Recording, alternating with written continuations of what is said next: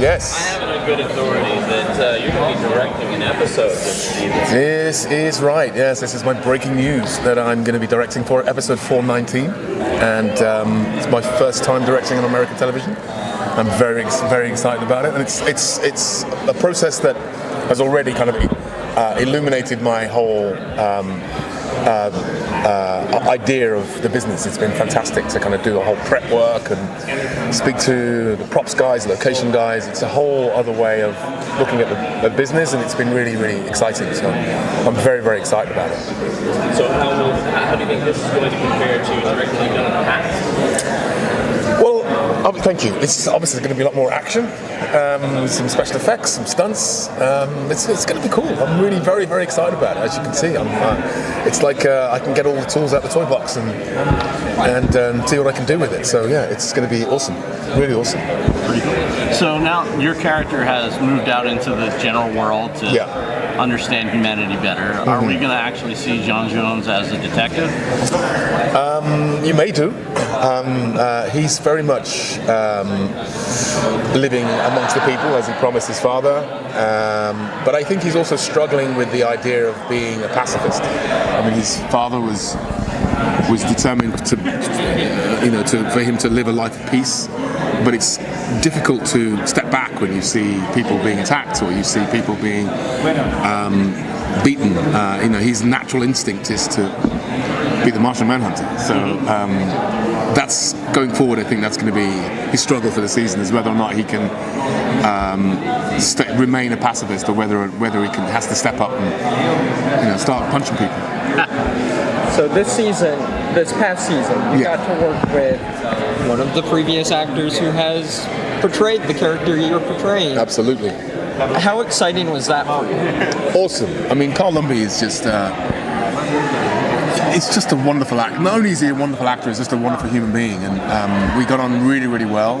Really enjoyed my scenes working with him, and knowing that he was the actual voice of J'onn J'onzz in many of the comics, especially because when I was researching the character, I was watching a lot of those comics, and to kind of hear his voice, I was like, oh my god, I've heard your voice before. So it was pretty cool. And I think in between scenes we'd sort of have a Jones off, where we kind of sit there and talk about various powers that the Martian Manhunter has, and it was just great talking to somebody who has just as much knowledge of the character as I did. So it was awesome to work with. We look forward to family.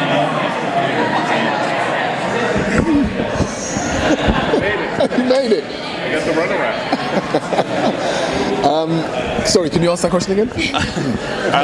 Can we look forward to more family moments between the Danvers sisters and J'onn?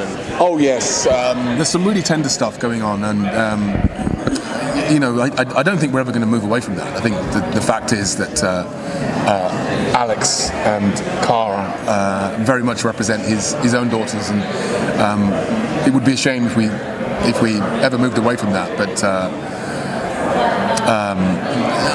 he's very comfortable in that role as the father, and I seem to have adopted the moniker Space Dad. I am the father of the entire universe, which is kind of cool. So I accept my moniker. And there's a second Melissa running around now. A second Melissa? Yeah. Yes. Can you tell us about? We don't even know. We haven't really got the scripts, and we know that it's a cool idea.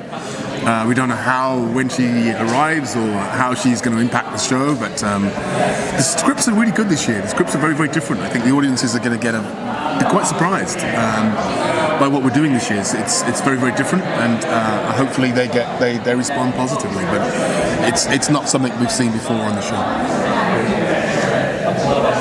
To piggyback a little off of his question, now that you're no longer working with the Danvers sisters, how does that, your character, not you, how does that affect your character's relationship with them? I don't think he'll ever truly kind of leave them, and I mean, that he's always got half an eye on them and wants to make sure that they're always safe.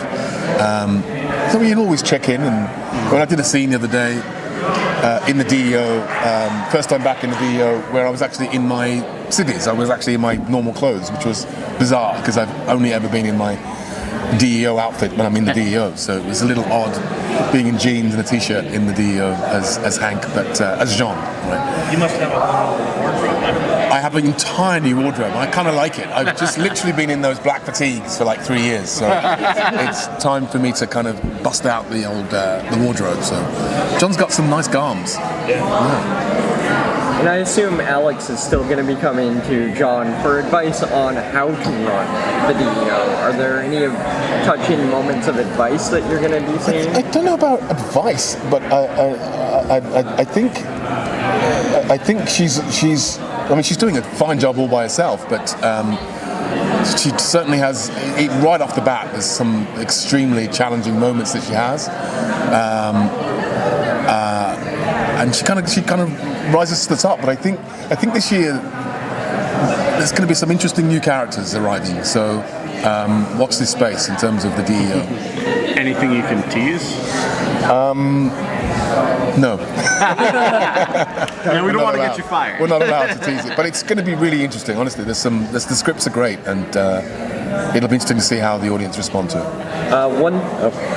One thing that they've released to us is that they're introducing a transgender superhero. That's right. Yes. How exciting is that to be on the forefront of this progressive movement?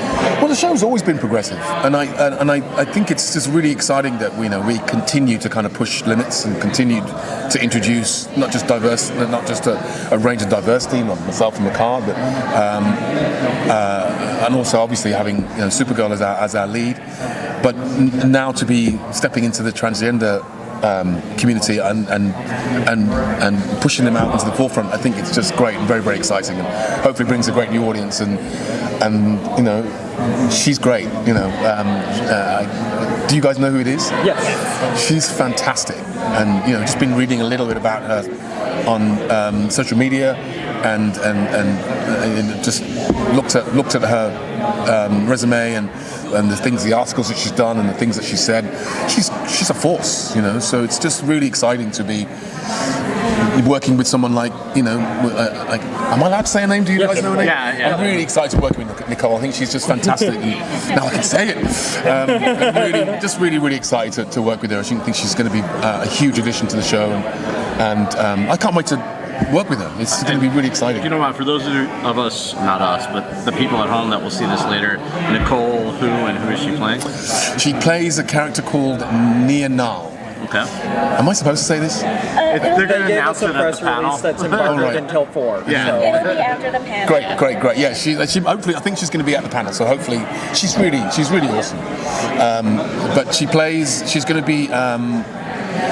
a character who initially works for James Olsen, and she has strange. I didn't know she was a superhero, so that's going to be very exciting that when she busts out that superhero costume. So it's just really exciting times. We've got a great show, great product, and some really interesting characters. You were going to ask a question? I was going to ask, do you remember what the first line that your character has this new season is? Yes, I do actually. Yes, I'm actually on the phone to Alex. Yeah, that's not right. First line, because we're actually shooting out of sequence right now. So I haven't actually said my first line yet, so I haven't read it yet. So we're doing 3 and 4, and then we'll do 1 and 2, which is a little bit bizarre. But it's good. The scripts are great. The scripts are really interesting. I'm really excited to see what people think of it. Production a little. You alluded that you're doing that different because she's not on set. Yeah, we don't have a lead. She's such a great energy and a fantastic focus for the whole production. It just seems a little odd that she's not around. And also, we don't have Jeremy and we don't have Chris Wood this year, so it feels like a very different show and feels like a very different. I mean, obviously we've got a great family. But it just feels like it's a different energy. So we're looking forward to our boss coming home. I think that's it, right, guys? Happy? Well, we're going to talk about. Let's talk about comics. What Martian Manhunter comics have appealed to you? The Tom Mandrake and what was he? And is it Olias? Oh, I can't remember the guy's name. But actually, Tom Mandrake, I followed him on Instagram, and then because I read Tom Mandrake's Martian Manhunter comics, like literally cover to cover. I read all of them when I got the job. So to kind of start following him was kind of cool. And then just a couple of weeks ago, he actually drew my Martian Manhunter with his Martian Manhunter, which was pretty cool. That's pretty cool. So I was very proud of that. Yeah. Do you see any transformations into any other classic versions? I hope so. I think this is an interesting season because he's not necessarily in the DEO. So I'm looking forward to seeing what he does and where you never see where he lives, you never see where he sleeps. So it's going to be interesting to see Jean cooking and just doing domestic things. So, sitting at home watching TV, yes, exactly. Are we going to see him eat Oreos or Chacos? I did in the very first season. Yes. And I got so sick of them, I nearly was sick. And then they cut it. So hopefully I will try sneaking in some Oreos this season. It's worth going back to it. Maybe some Mars bars? Yeah, Mars bars. That's pretty cool. Yes. A little advertising like this going on. So could you elaborate on the complexity of the situation in terms of you lost your father, it was a horrible situation in terms of just him losing his memory. Now you have all of the memories and you're the last. Hopefully. We'll see. We'll see, yes. Martian, Manhunter, I'm going to say hugger because you're a pacifist now.